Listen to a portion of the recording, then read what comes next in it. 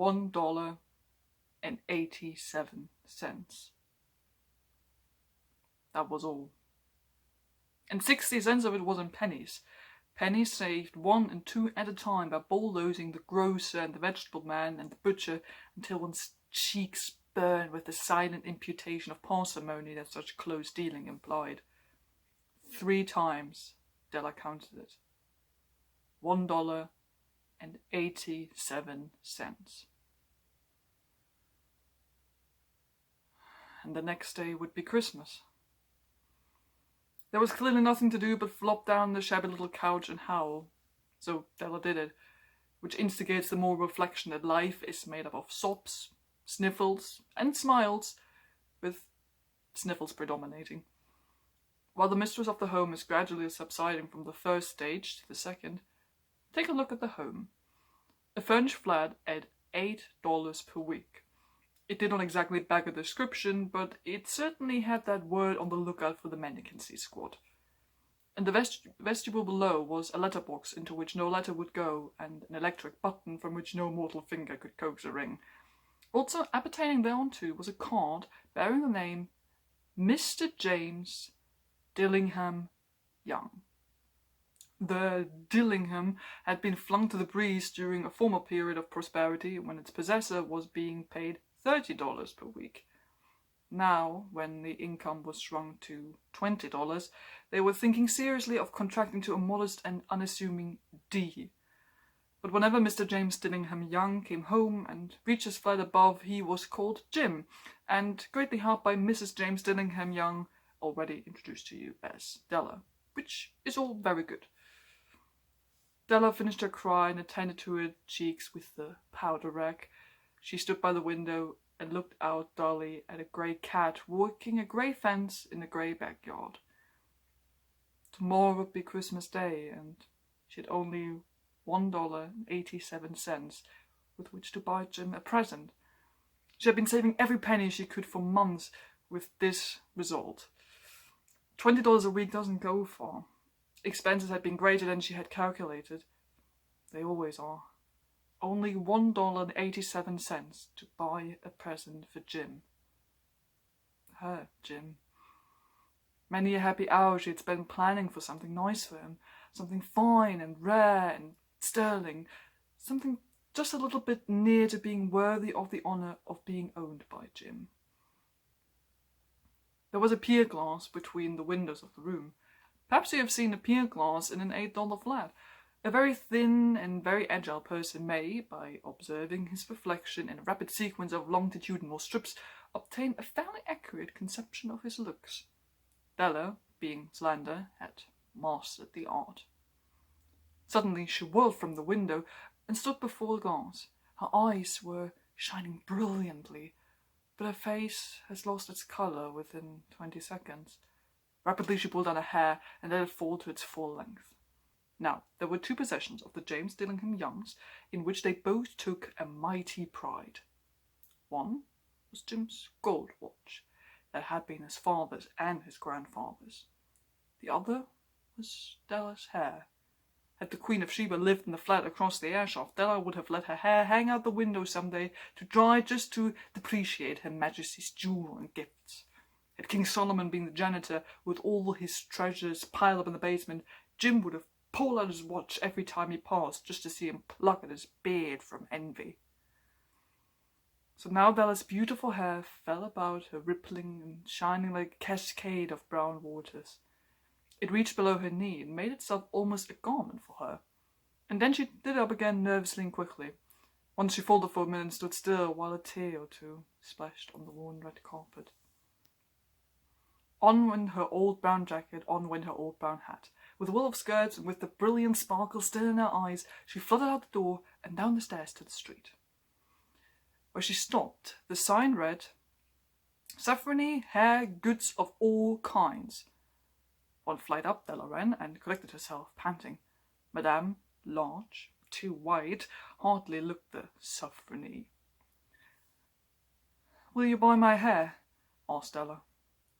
"I buy hair," said Madame. "Take your hat off and let's have a sight at the looks of it." Down dribbled the brown cascade. $20, said Madame, lifting the mass with practised hand. Give it to me quick, said Della. Oh, and the next 2 hours tripped by on rosy wings. Forget the hashed metaphor. She was ransacking the stores for Jim's present.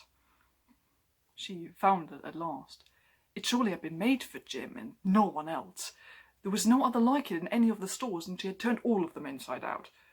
It was a platinum fob chain, simple and chaste in design, properly proclaiming its value by substance alone and not by meretricious ornamentation, as all good things should do. It was even worthy of the watch.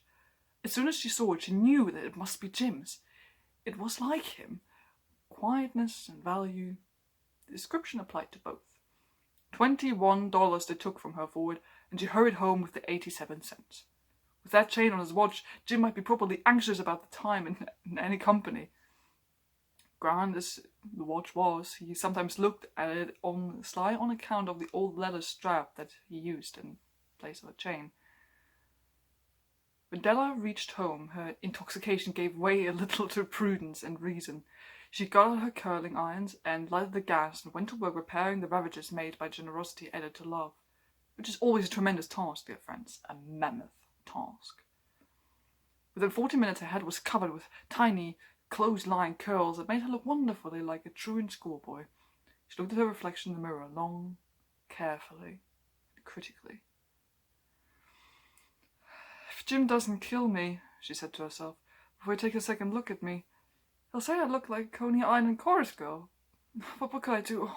What could I do with $1.87? At 7 o'clock the coffee was made and the frying pan was on the back of the stove, hot and ready to cook the chops. Jim was never late. Della doubled the fob chain in her hand, set on the corner of the table near the door that he always entered. She heard a step on the stair way down on the first flight, and she turned white for just a moment. She had a habit for saying little silent prayer about the simplest everyday things, and now she whispered, "Please, God, make him think I'm still pretty." The door opened, and Jim stepped in and closed it. He looked thin and very serious. Poor fellow, he was only 22, and to be burdened with a family. He needed a new coat, and he was without gloves. Jim stopped inside the door, as immovable as a setter at the scent of quail. His eyes were fixed upon Della, and there was an expression in them that she could not read, and it terrified her. It was not anger, nor surprise, nor disapproval, nor horror, nor any of the sentiments that she had been prepared for. He simply stared at her fixedly with a peculiar expression on his face.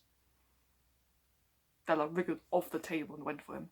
"Jim, darling," she cried, "don't look at me that way. I had my hair cut off and sold because I couldn't have lived through Christmas without giving you a present. It'll grow out again. You won't mind, will you? I just had to do it. My hair grows awfully fast. Say Merry Christmas, Jim, and let's be happy. You don't know what a beautiful, nice gift I've got for you." "You've cut off your hair?"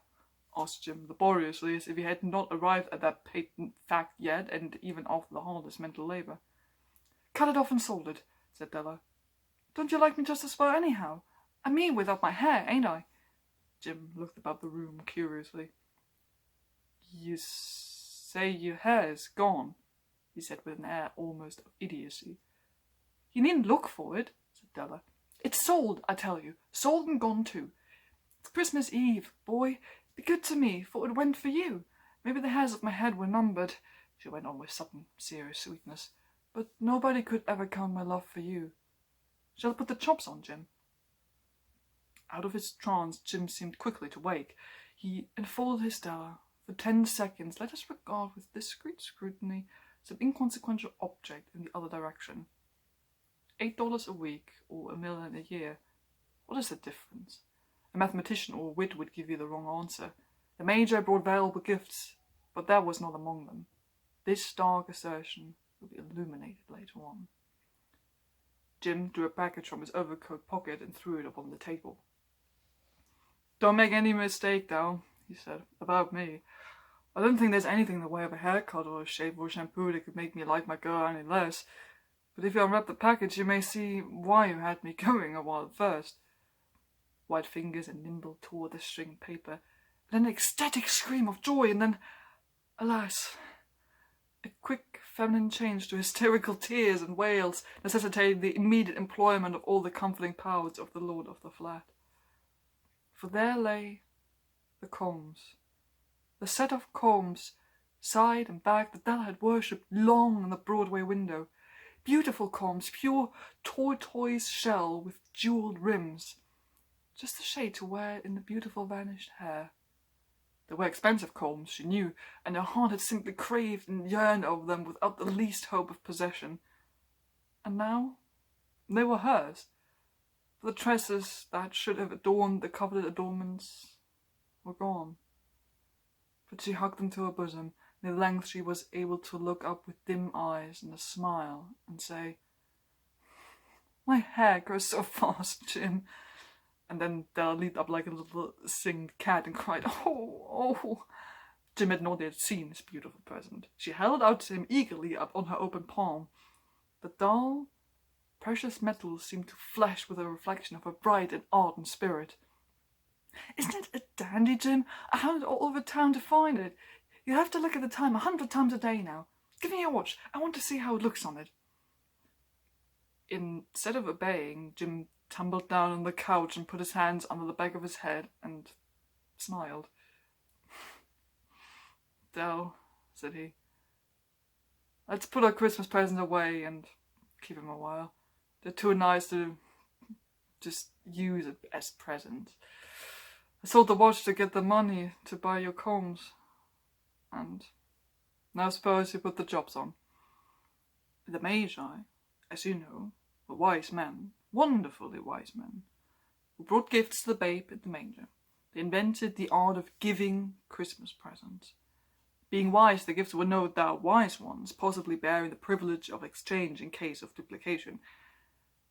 And here I have lamely related to you the uneventful chronicle of two foolish children in a flat who most unwisely sacrificed for each other the greatest treasures of their house. But in a last word to the wise of these days, let it be said that of all who give gifts, these two were the wisest. Of all who give and receive gifts, such as they are wisest. Everywhere they are wisest. They are the Magi.